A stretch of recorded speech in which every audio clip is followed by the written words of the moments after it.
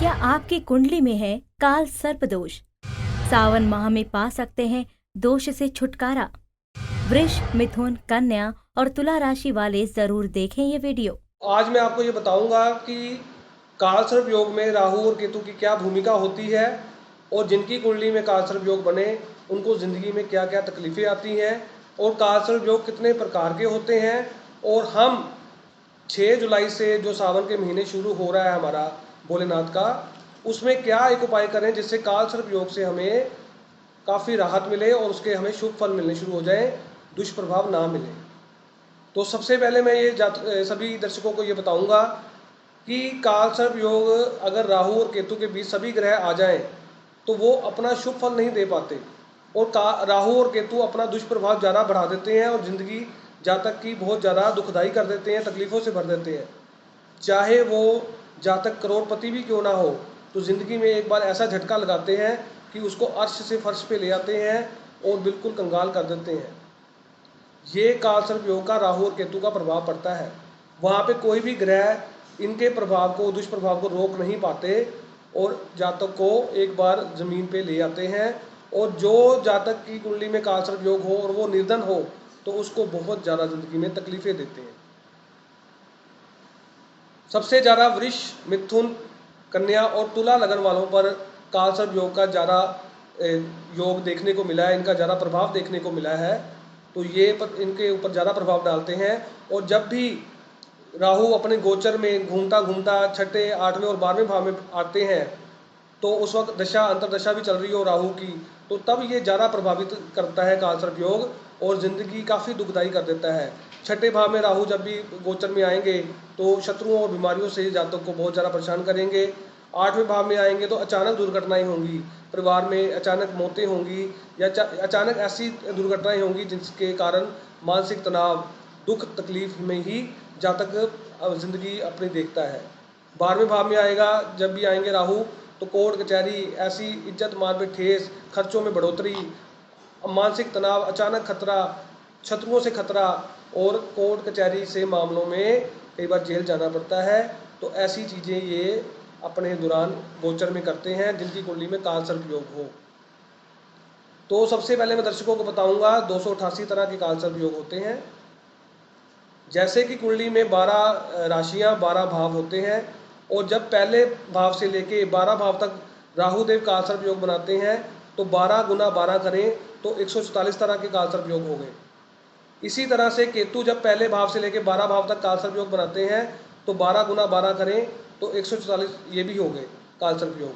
और 144 जमा 144 करें तो 288 तरह के कालसर्प योग राहु और केतु कुंडली में बनाते हैं और जातक को प्रभावित करते हैं उसके जीवन में।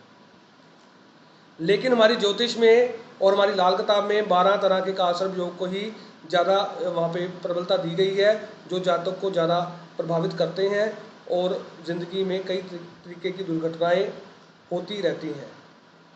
तो मैं आज उन 12 भाव के 12 जो कालसर्प योग है उनके बारे में आपको बताऊंगा, उसका क्या असर कुंडली में जातक पर होता है और उसको हम कैसे रोक सकते हैं और उसके हम दुष्प्रभाव से बच सकते हैं। तो सबसे पहले मैं बताऊंगा कि जब राहु पहले भाव में हो और केतु 7वें भाव में हो तो इस कालसर्प योग को कहते हैं अनंत कालसर्प योग। तो अनंत कालसर्प योग का जातक के ऊपर क्या प्रभाव पड़ता है? राहु लगन में हो तो जातक चिड़चिड़ापन रहता है, उसके इज्जत मान में ठेस पहुंचती है, उसको मानसिक तनाव रहता है, घर में बीमारी, कलह, कोर्ट कचहरी, ये दुर्घटनाएं होती हैं, वैवाहिक जीवन अस्त व्यस्त होता है, घर का पूरा सुख नहीं मिलता, उसके जिस्म में जान नहीं होती, सूर्य के फल बर्बाद होते हैं, हड्डियों में हमारे जान नहीं रहती, हमें तकलीफ़ें होती हैं, हमारे अंदर कॉन्फिडेंस लेवल नहीं होता, हम अपनी बात रख नहीं पाते और हमें लोगों से काफ़ी चीज़ें सुननी पड़ती हैं ऑपोजिट, जो जो बातें हमने नहीं की होती। तो ये कालसर्प योग राहु पहले भाव में हो तो अनंत कालसर्प योग जातक को बहुत ज़्यादा प्रभावित करता है, उसके अंदर बहुत ज़्यादा नेगेटिविटी रहती है और वो ज़िंदगी से कटा कटा रहता है, तो उसके अंदर कोई खुशी नहीं रहती। तो ये बना पहले भाव से 7वें भाव में अनंत कालसर्प योग। अब दूसरा कालसर्प योग होगा कुलिक कालसर्प योग। ये जब बनेगा तो राहु दूसरे भाव में होंगे, केतु 8वें भाव में होगा और सारे ग्रह इसके बीच आ जाएंगे। दूसरे भाव में जब ये राहु अपना कालसर्प योग बनाएंगे, कुलिक कालसर्प योग, तो जातक को चिड़चिड़ापन, उसकी बात बात पे गुस्सा, उसको बात बात पे कई चीज़ें होती रहती, तकलीफ़ें होती रहती हैं। मेहनत करके भी धन का जुड़ना ना जुड़ना, अपने कुटुंब परिवार का साथ ना मिलना, हर एक से दूरी बनना, और कई बार दुर्घटना में चोट आदि लगने का भी भय होता है। तो ये असर मिलता है जब दूसरे भाव से काल सर्प योग बनता है, जिसका नाम कुलिक काल सर्प योग कहा गया है। तीसरा काल सर्प योग बनता है वासुकी काल सर्प योग।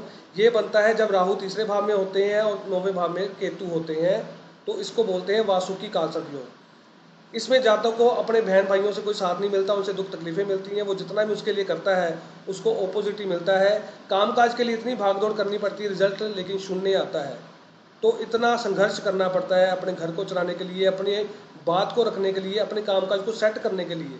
जहाँ पे भी नौकरी या कुछ करते हैं, वहाँ पे ऑपोजिट लोग उनकी टांगे खींचते हैं और उनको आगे नहीं बढ़ने देते। ये असर मिलता है वासुकी काल सर्प योग का, जो तीसरे भाव से बनता है। अब मैं बात करूंगा चौथे का। राहु जब चौथे भाव में हो तो काल सर्प योग बनता है शंखपाल काल सर्प योग।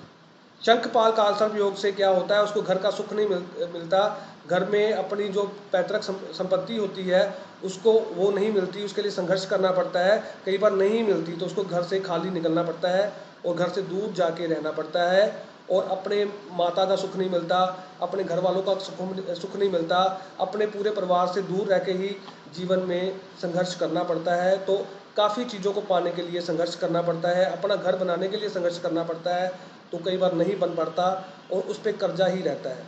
तो ये शंखपाल काल सर्प योग माना गया है, जो चौथे भाव से बनता है। तो दूसरे उसके बाद बात करूं तो पांचवें भाव से जब राहु काल सर्प योग बनाएंगे तो उसका पद्म काल सर्प योग माना गया है। पद्म काल सर्प योग में जातक की विद्या अधूरी रह जाती है, उसको विवेक बुद्धि नहीं रहती, उसकी बुद्धि काम नहीं करती, जो भी वो डिसीजन लेता है उसके उल्टे उसको रिजल्ट मिलते हैं। जैसे किसी काम में इन्वेस्टमेंट की अपने दिमाग से तो वहाँ पे घाटा पड़ा, तो बात बात में ये चीज़ें होती हैं, और उसको अपनी औलाद प्रति भी बहुत ज़्यादा चिंता रहती है। कई बार औलाद का सुख ही नहीं मिलता, विवाह के बाद औलाद ना होना भी इसी काल सर्प योग का असर पड़ता है, जिसे हम पद्म काल सर्प योग से जानते हैं। तो इसके बाद जो बनता है, राहु जब छठे भाव में हो तो काल सर्प योग अगर बनता है तो उसको बोलते हैं महापद्म काल सर्प योग। ये काल सर्प योग जातक को शत्रुओं से बहुत ज़्यादा परेशान रखता है, लेबर से बहुत परेशान रखता है। इसके नीचे जो भी लोग काम करते हैं या जहाँ पे ये काम करता है तो लोग इसको नीचा दिखाने की कोशिश करते हैं। बीमारी से, शत्रुओं से हमेशा भय बना रहता है, तो कई बार ज़िंदगी डर डर के निकलती है। तो ये काल सर्प योग तब बनता है जब छठे भाव में राहु हो, तो केतु 12वें भाव में हो, तो ये काल सर्प योग बनता है। अब बात करूंगा मैं जो 7वें भाव से काल सर्प योग बनता है, उसे बोलते हैं तक्षक काल सर्प योग। जब राहु 7वें भाव में हो तो ये जो काल सर्प योग बनेगा तो इसको तक्षक काल सर्प योग कहते हैं। तो इसमें जातक को अपनी वैवाहिक जीवन में भी कभी चैन नहीं मिलता। अगर पार्टनर में किसी से बिजनेस करते हैं तो वहाँ से धोखा मिलता है, और कई बार कई काम चेंज करने पड़ते हैं, कोई भी काम नहीं चल पाता। तो इससे जातक बहुत ज़्यादा परेशान रहता है और ज़िंदगी में काफ़ी अस्त व्यस्त हो जाता है जीवन। तो इसको बोलते हैं तक्षक काल सर्प योग। उसके बाद मैं बात करूंगा जब राहु 8वें भाव से काल सर्प योग बनाए तो उसको बोलते हैं कारकोटक काल सर्प योग। कारकोटक काल सर्प योग में जिंदगी में अचानक दुर्घटनाएं होती हैं। हमारे वो लोग जिंदगी में हमसे दूर हो जाते हैं जिनको हम बहुत ज़्यादा चाहते हैं, या तो उनकी मृत्यु हो जाती है या वो अचानक चले जाते हैं। और जातक को अपने सपनों में कई बार सांप नजर आते हैं और वो रात को डर डर के उठता है, और उसकी नेगेटिव चीज़ें, जो नेगेटिव थॉट्स होते हैं, जो नेगेटिव सपने उसके होते हैं, वो उसके सामने सच होते दिखाई देते हैं उसको, और ज़िंदगी में सच भी होते हैं। अच्छे सपने तो आएंगे नहीं, लेकिन अच्छे बुरे सपने आएंगे तो वो उसे सच होते दिखेंगे, और इस बात से वो बहुत ज़िंदगी में भयभीत रहता है। ज़िंदगी में अचानक दुर्घटनाएं होती हैं, यहाँ पे एक्सीडेंट से भी कई चीज़ें का बचाव रखना चाहिए इन लोगों को, जिनका 8वें भाव से काल सर्प योग बनता है, जिसको कारकोटक काल सर्प योग बोलते हैं। इसके बाद मैं बात करूंगा 9वें भाव में जब राहु बैठ के काल सर्प योग बनाते हैं तो इसको बोलते हैं शंखनाद काल सर्प योग बनता है यहाँ से। तो ये काल सर्प योग जातक को धर्म से बेमुख कर देता है, घर से दूर कर देता है। ये कई बार ये लोग दूसरी कंट्री में जाके अपना गुजर बसर करते हैं, लेकिन वहाँ पे भी जाके ये इतना सेट नहीं हो पाते, अपने काम से इतना सेटिस्फाइड नहीं हो पाते जो ये चाहते हैं। इनको वो नहीं मिल पाता, तो ये काफ़ी दुखी रहते हैं। तो ये भी बहुत ज़्यादा हमें ये ज़िंदगी में काफ़ी डाउन करता है, और कई बार बाहर से भी आके हम यहाँ पे दुख में ही जीते हैं। तो ये यहाँ पे ये असर देता है शंखनाद कालसर्प योग। इसके बाद मैं बात करूँगा पातक कालसर्प योग का। जो 10वें भाव में राहु बैठे हो तो वो पातक कालसर्प योग बनता है। ये ज़िंदगी में बहुत ज़्यादा संघर्ष करवाता है जातक से, खास तौर पे 40 साल की 42 साल की उम्र तक। लेकिन उसके बाद अगर जातक की रुचि राजनेता बनने की हो तो वो उस पद्धति को छू लेता है। लेकिन वहाँ पे बिठा के भी इतनी मुसीबतें ज़िंदगी में देखने को मिली हैं। मैंने कई राजनेता जो बड़े बड़े हैं उनका यहाँ से कालसर्प योग बनते हुए देखा है, लेकिन वो काफ़ी दुखी रहे हैं। उनके आगे ऐसी चीज़ें आई हैं जिसको संभालने के लिए उन्हें काफ़ी संघर्ष करना पड़ता है, और ज़िंदगी काफ़ी दुखी हो जाती है, चाहे वो अरबपति खरबपति ही क्यों ना हो। बड़े बड़े बिजनेसमैन भी मैं ऐसे लोग देखे हैं, लेकिन वो कहीं ना कहीं दुखी रहते हैं अपने जीवन से। तो उनको जीवन को बहुत ज़्यादा प्रभावित करता है, दुष्प्रभाव देता है, लाखों करोड़ों का नुकसान करवाता है। तो इसके बाद मैं बात करूंगा विशाखत कालसर्प योग की, जो बनता है 11वें भाव में। जब राहु बैठ के कालसर्प योग बनाए तो उसको विशाखत कालसर्प योग कहते हैं। इसमें जातक जब भी शॉर्टकट से पैसा कमाने की कोशिश करता है, किसी सट्टे में लगाता है पैसा या शेयर मार्केट में पैसा लगाता है, तो वहाँ पे इसको बहुत बड़ा घाटा पड़ता है और ज़िंदगी में बहुत ज़्यादा दुखी रहता है, संघर्ष में जीवन बन जाता है और कभी भी अपनी कमाई का सुख नहीं मिल पाता। तो यहाँ पे काफ़ी दुख तकलीफ़ें देखने को मिलती हैं। इसके बाद मैं बात करूंगा शेषनाग कालसर्प योग की, जो जब राहु 12वें भाव में बैठे हों तो वहाँ से शेषनाग कालसर्प योग बनता है। शेषनाग कालसर्प योग से हमेशा जातक के खर्चे बढ़े रहते हैं। घर में दवाई बहुत आती है, बीमारी बहुत आती है, और बार बार भी हॉस्पिटल जाना पड़ता है, कोर्ट कचहरी जाना पड़ता है। तो ऐसे चीज़ों में बहुत ज़्यादा हमारा पैसा बर्बाद होता है। ऐसे लोग मैंने देखे हैं कि फॉरेन कंट्री जाते हैं, वहाँ पे लाखों रुपए खर्च के वापस आ जाते हैं और उनके ज़िंदगी में कुछ नहीं मिलता, और उनको किसी मामले में जेल यात्रा भी करनी पड़ती है, कोर्ट कचहरी में केस करने पड़ते हैं, वकीलों पे बहुत ज़्यादा धन हमारा खराब होता है और मानसिक तनाव बना रहता है, वो अपने जीवन से बेमुख हो जाते हैं। तो ये होते हैं, ये कालसर्प योग का नाम है शेषनाग कालसर्प योग। तो आज मैंने आपको 12 कालसर्प योग के बारे में जानकारी दी, उनका प्रभाव बताया। अब मैं बताऊंगा कि इसको हम ठंडा कैसे कर सकते हैं और इसके दुष्प्रभाव से कैसे बच सकते हैं। तो आप ये बात बड़े ध्यान से सुने और ज़्यादा से ज़्यादा लोगों को ये बात आप अपने माध्यम से बता सकते हैं। 6 जुलाई को सावन का महीना शुरू हो रहा है और 6 जुलाई को ही सोमवार है, और ये सावन का महीना महादेव जी का है। और कहते हैं राहु काल क्या करेगा जब महाकाल बैठे हैं। तो ये 40 दिन का एक उपाय मैं अगर आपको बताऊं और आप ये कर लें तो आप अपने जैसे भी कालसर्प योग बना हो उसके दुष्प्रभाव बहुत ज़्यादा कम होंगे और आपको शुभ फल मिलेंगे। तो हमने करना क्या है, आपने सबसे पहले 6 जुलाई से एक दिन पहले यानी कि रविवार को आपको एक मटकी चाहिए चांदी की, छोटी सी मटकी चांदी की, और उसमें नाग और नागिन का जोड़ा चांदी का ही लेना है जो उस मटकी के अंदर आ जाए। तो ये खरीद के आप ले आए घर पे लाने के बाद उस मटकी में आप जल भर लें। जल भरने के बाद वो सांप का जो जोड़ा है चांदी का वो मटकी में ही डाल दें, और उसके बाद जो 1 रुपये का कॉइन होता है, जो 1 रुपये का सिक्का होता है, उससे वो मटकी ढक दें और घर के मंदिर में वो मटकी को रख दें। अब सुबह जब सोमवार को जाना है, पूरा नहा धो के पाठ पूजा करके वो मटकी आप लेके जाएंगे मंदिर में, शिव मंदिर में।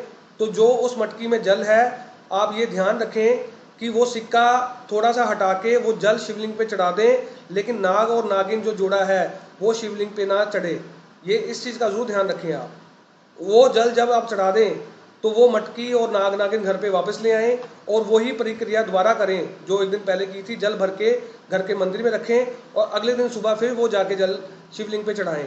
ये आपको प्रक्रिया 40 दिन लगातार करनी है, और सावन का जो लास्ट सोमवार है वो 3 अगस्त का है। याद रखें, 3 अगस्त का लास्ट सोमवार जब आएगा तो उस दिन जब आप लेके जाओगे मटकी जल से भरी हुई और वो नाग नागिन के साथ, तो उस दिन वो जल और नाग नागिन शिवलिंग पे चढ़ाकर मटकी वहीं पे रखानी है, सिक्का भी वहीं पे रखाना है, और वहाँ पे अपनी प्रार्थना करनी है, हे भोलेनाथ हमें इस कालसर्प योग के जो दुष्प्रभाव है उनसे हमें मुक्ति दो और हमारे जीवन को सुखमयी करो। अगर ये आप करते हो नियम से तो ये आपको मैं बता देता हूँ कि आपके ऊपर जो भी दुष्प्रभाव कालसर्प योग के हैं वो काफ़ी कम होंगे और आपका जीवन सुखमय बनेगा। जो भी आप धारणा लेके जाओगे वो आपकी मनोकामना पूर्ण अवश्य होगी। ये बहुत ज़्यादा प्रबल उपाय है कालसर्प योग का, तो आप ये करें और इसका लाभ लें और अपना जीवन सुखमय कर लें। तो ऐसी ही कोई जानकारी फिर मैं अगली बार आपके लिए लेके आऊँगा। तब तक के लिए सभी दर्शकों को मेरा नमस्कार।